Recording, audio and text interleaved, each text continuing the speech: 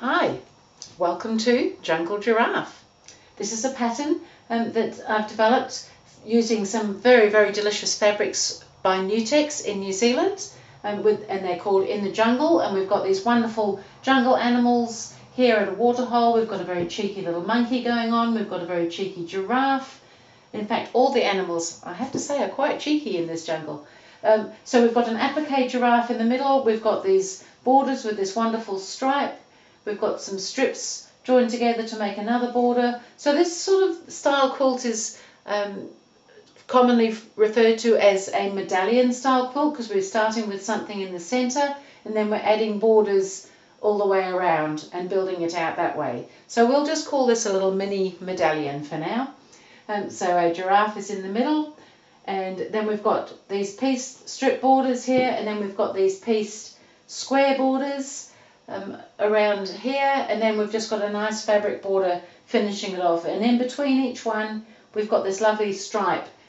So when you're making a quilt like this where you've got pieced borders, sometimes you need to allow for the piecing to fit, and so these borders here with a little stripe on, and probably on a quilt like this it doesn't matter quite so much because things won't get out of kilter, but sometimes when you've got pieces that have to fit, you can use these in between little borders to adjust any sizing. You can make them slightly narrower or wider in order to fit with your piecing. So they're kind of like a nice little adjustment, but in this case they're kind of like a nice little attractive stripe. So welcome to Jungle Giraffe using In the Jungle fabrics by Nutex. So we'll go through now the process of how to do the applique, how I've done the piece blocks and borders and the piece blocks here, and then I'll go through the quilting and the binding and everything with you before we finish the whole thing. So the pattern for this quilt is called Jungle Giraffe, and it's available on my website on GourmetQuilter.com, and it's available to purchase and download, or it's also available in a shop near you if you're in New Zealand in particular, but other places as well. So using Nutex fabrics, Jungle Giraffe.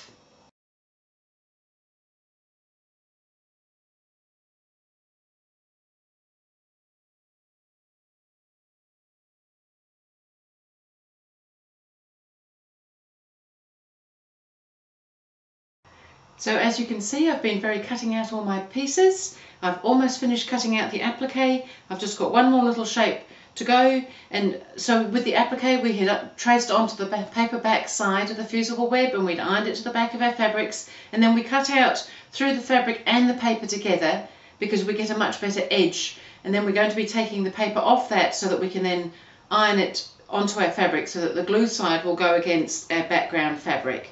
So I just thought I'd go through that final little stage with you, and then we can go through how we're going to press the applique shapes onto the background ready for stitching.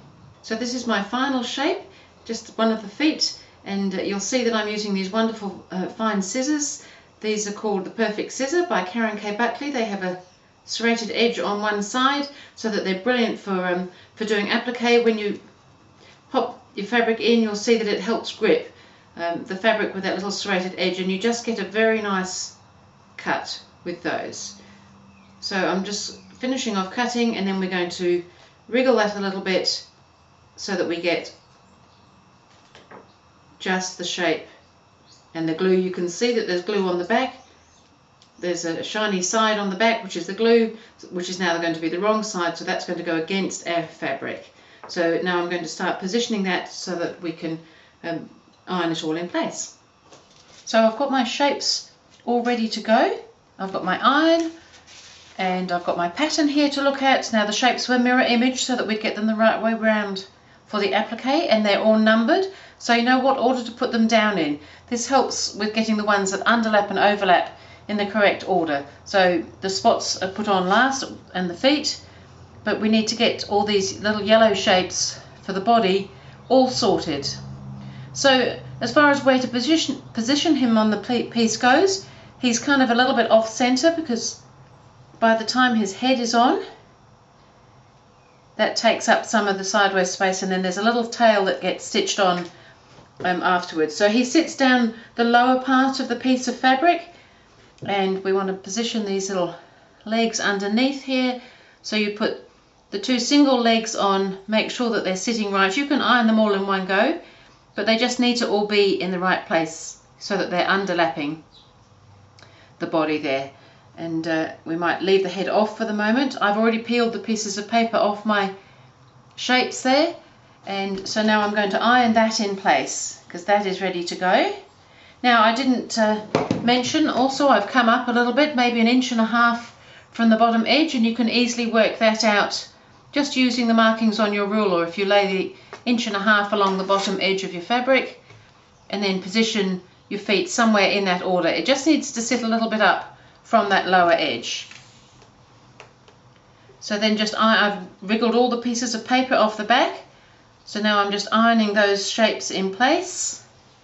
I've already cut all my dots and peeled all the paper off, so then we just go ahead and just looking at the pattern for a bit of a guide. They don't have to be exact. Giraffe spots actually, funnily enough, are all different. It's a bit like our fingerprints. We're all different, and giraffe dots are much the same apparently. It's their kind of personal imprint. Just make sure that you've got the glue side down when you're doing this. You don't want to be ironing the shapes to the back of your iron. It's not a good look, and certainly not helpful to the iron.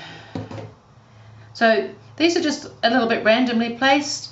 They don't have to be exact. I've got a couple that are just on the edge here.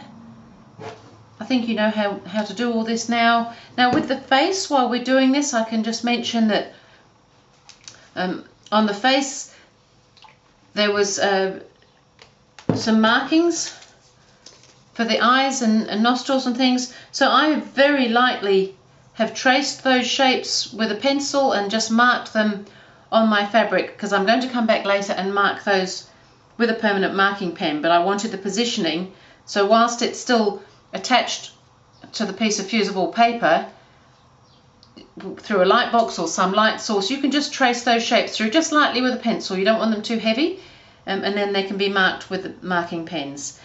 Now we've got these little ossicones that have to go on under his head. Or maybe it's a her.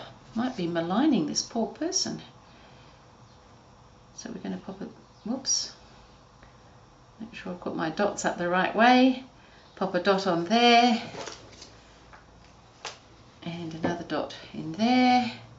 As I said, these dots are a little bit random in their positioning. There's no real rhyme or reason on it. However, heads and ossicones become a little bit more definite, so we're going to overlap the head there because it's just on a bit of an angle. And we can, before we iron it in place though, we should pop these little ossicones underneath so that they're sitting just where we want them. That would not be helpful if they weren't there. So I think that's looking pretty good, pretty much like the picture that's shown here. So we'll iron those in place. And then the last thing to put in place would be the feet, and they just go on over the edges down there. And again, make sure that you've got the glue side down. It's not helpful to have them stick to the base of your iron, and I know that for a fact. So that's a giraffe pretty much all ironed in place, ready now for some stitching. And the tail is going to be, I'm just going to free motion stitch the tail. You might want to hand embroider it, you might want to use a marking pen, but that's it for ironing the giraffe on. So then I'll show you how we're just going to do a little bit of simple machine stitching. I'm going to machine blanket stitch around it, so we'll just go through that briefly so that you can see how I've done that. So I've been busy getting some of the applique done, but I've left a little bit to show you how I've gone around some of the tight bits because I'm doing it all on the machine. I'm going to go around a little circle there, and we've still got to go around the head yet, and there's some little points and things, so we'll go around that so that you can see how we start and stop and how the stitch works. So we'll just get a close-up of that. So I've just got one of these little dots to do here, so I've put my needle down. So I've put it onto a blanket stitch. I'm on about a length 2 and I'm on about a width 2, and I've also changed my foot. I'm not using the 1/4 inch foot because you've got to allow the needle swing. And now I'm just going to start stitching this little dot. So I've put the needle down. When you're doing the blanket stitch, you want the straight part of the stitch to be on the outside, so on the background, or in this case on the yellow, and the little bit that goes in onto the dot, the piece that you're appliquing onto it. So I'm needle down, and I'm just going to start sewing now. And I've virtually got to change every time I've done a little stitch in. Now if you've got a knee lift, that will work really well for you on this sort of applique work. I haven't got mine on today, so I'm just stopping. Keep your needle down and pivot with the needle down, and always have the needle down on the outside, on the straight part of the stitching. So in this case when it's in the yellow.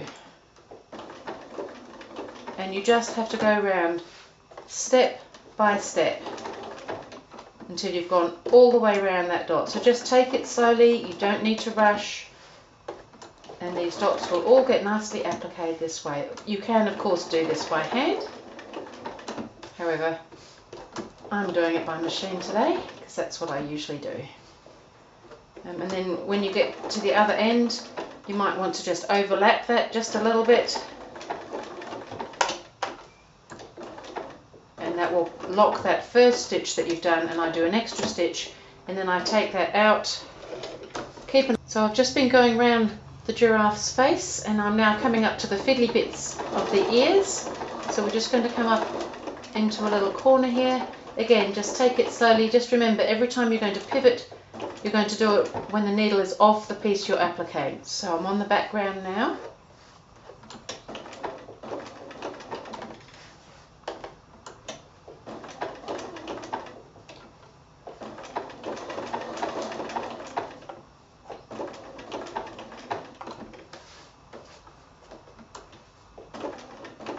Just remember, take it slowly, stitch at a time if need be.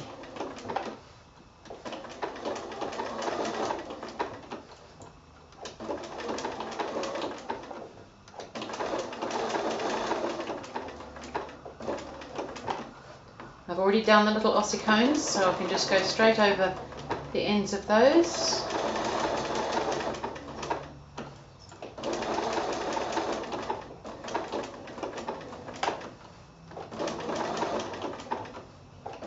So you can see it's not that hard, just go slow, take your time, work out where you need to stop. Always stop and pivot with your needle off the actual applique on the background part. Do your little stitch in and then move again. If you pivot with the needle while it's on the applique, you'll most likely get a little gap in your stitch because it will open up the stitch.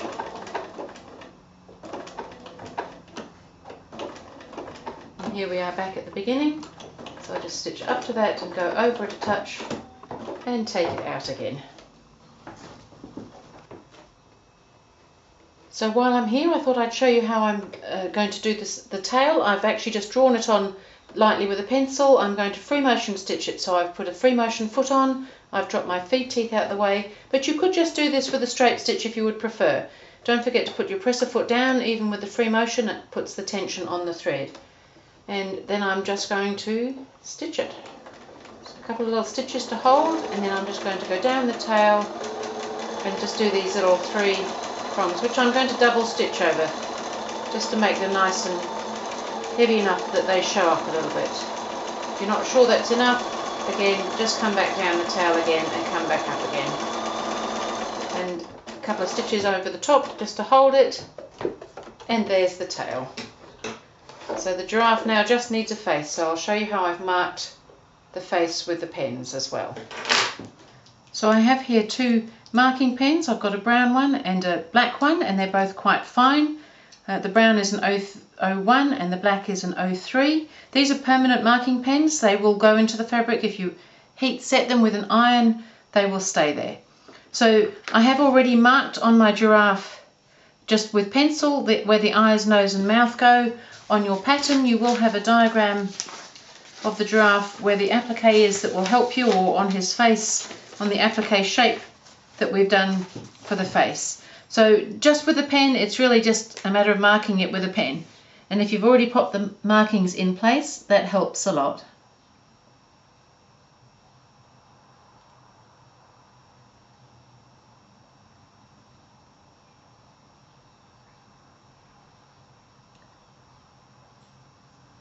and then his nose is just 2 dots, and his mouth is just a little to one side and just a little curved line, and then the eyes I filled in just with the brown marker. It just softens them a bit rather than making a great big black dot, and he does have brown spots, this giraffe.